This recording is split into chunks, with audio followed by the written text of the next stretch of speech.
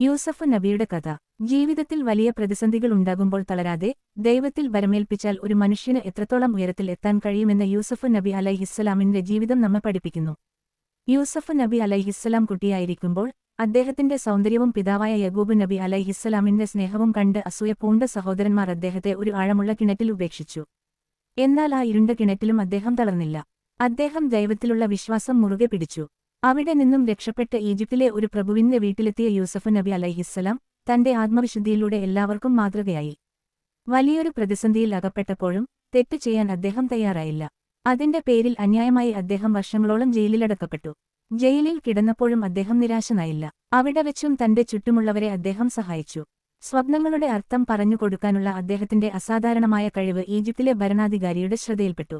അങ്ങനെ ജയിലിൽ നിന്ന് പുറത്തുവന്ന അദ്ദേഹം ഈജിപ്തിലെ സാമ്പത്തിക ഭരണം ഏറ്റെടുത്തു. വരാനിരിക്കുന്ന വലിയ ക്ഷാമത്തെ മുൻകൂട്ടി കണ്ട് കൃത്യമായ ആസൂത്രണത്തിലൂടെ അദ്ദേഹം തന്റെ രാജ്യത്തെ പട്ടിണിയിൽ നിന്ന് രക്ഷിച്ചു. കാലങ്ങൾക്കിപ്പുറം തന്നോട് ക്രൂരത കാണിച്ച സഹോദരന്മാർ സഹായം തേടി വന്നപ്പോൾ അവരോട് പകരം വീട്ടാൻ അദ്ദേഹം നിന്നില്ല. മറിച്ച് വലിയൊരു മനസ്സിനുടമയായി അദ്ദേഹം അവരോട് മാപ്പു നൽകി. ക്ഷമയോടെ കാത്തിരുന്നാൽ അല്ലാഹു ഏറ്റവും നല്ല അവസരം നൽകുമെന്നതാണ് യൂസഫ് നബി അലൈഹിസ്സലാമിന്റെ ജീവിതം നമുക്ക് നൽകുന്ന ഏറ്റവും വലിയ പാഠം.